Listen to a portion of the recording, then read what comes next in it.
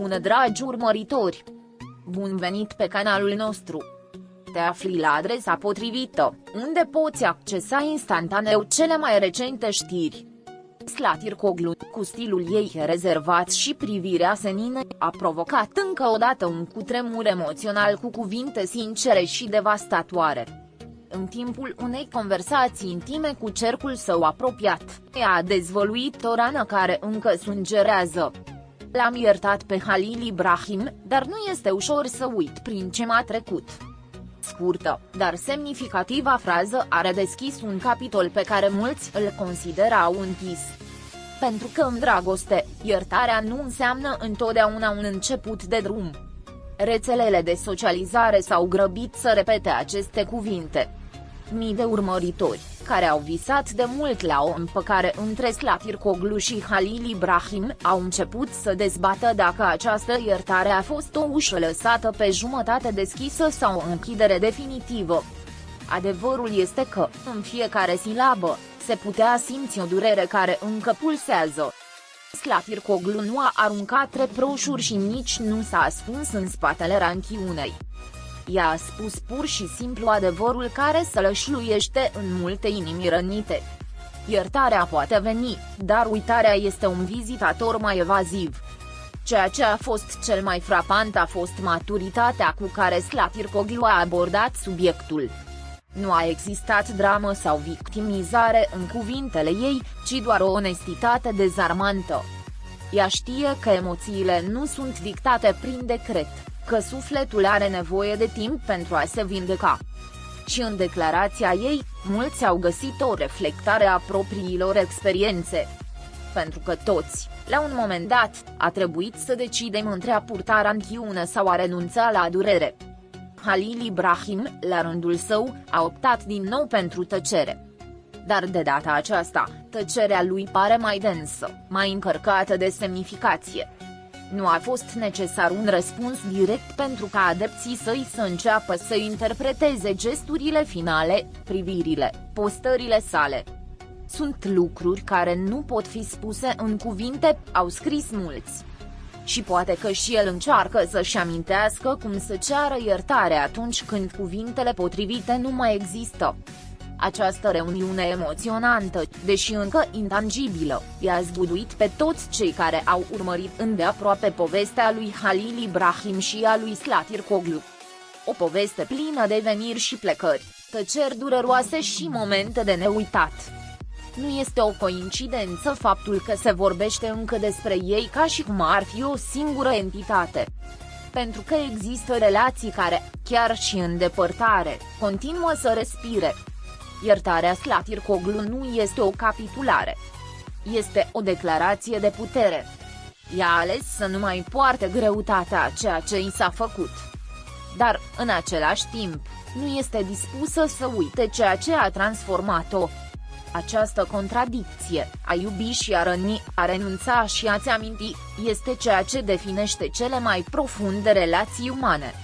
Și ea, cu delicatețea cuiva care a învățat să se cunoască pe sine, a exprimat-o fără înfrumusețări. Fanii, așa cum era de așteptat, s-au grăbit să genereze un val de speranță. O a doua șansă este posibilă, au spus unii. Dar este și dificilă, au adăugat alții. Dualitatea sentimentelor Slatircoglu a reflectat-o pe cea a publicului ei, dorința ca ceva să fie din nou la fel, dar teama că va durea din nou. În adâncul sufletului, toată lumea înțelege că o iubire cu cicatrici are nevoie de mult mai mult decât dorința de a renaște. În interviurile anterioare, Slatircoglu a evitat întotdeauna să vorbească despre acel capitol din viața ei. Prin urmare, cuvintele ei recente au și mai multă greutate. A rupe tăcerea nu este ușor atunci când cineva a suferit. Dar a făcut-o, poate pentru că nu mai are nevoie să ascundă ceea ce simte. Poate pentru că a găsit în iertare o formă de eliberare. Deși memoria, așa cum a recunoscut ea însăși, continuă să-și joace propriul joc. Acest moment intim dintre Slatircoglu și cei dragi a devenit, fără să vrea, o oglindă pentru mulți. Rețelele de socializare au fost pline de povești similare, de la oameni care au trebuit și ei să ierte fără să uite. Și în mijlocul acestui ecou colectiv, actrița a devenit un simbol al unei rezistențe care nu strigă, ci care se mișcă. Durerea lor comună, deși exprimată cu subtilitate, a atins o coardă sensibilă. Halil Ibrahim, care în alte ocazii a fost mai explicit în declarațiile sale, de data aceasta pare să fi înțeles că nu toate rănile se vindecă cu discursuri. Poate că așteaptă momentul potrivit să se apropie. Poate că nu mai crede că are acest drept. Dar adevărul este că figura ei a fost din nou în centrul unei conversații care părea îngropată.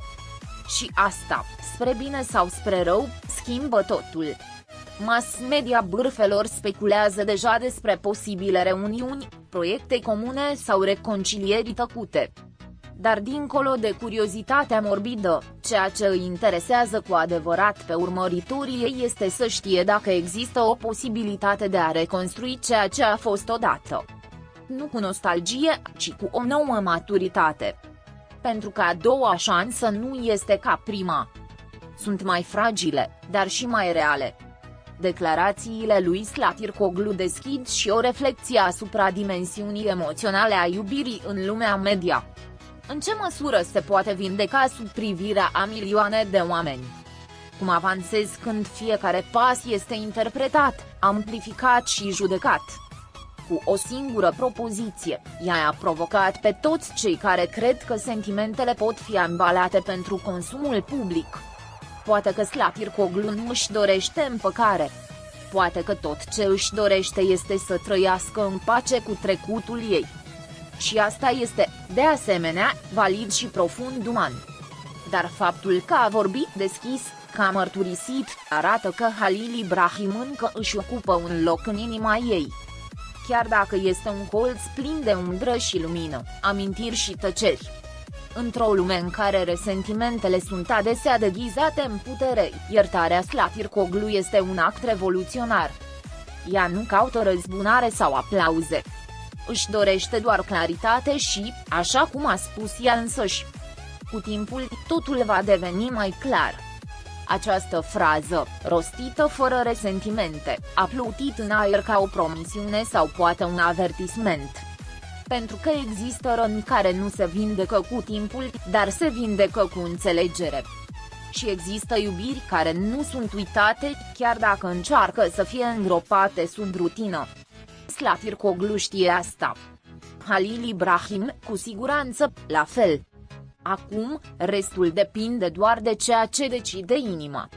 Și în timp ce publicul așteaptă cu nerăbdare o nouă scenă din această poveste de dragoste neterminată, Slatirkoglu a făcut primul pas spre propria vindecare.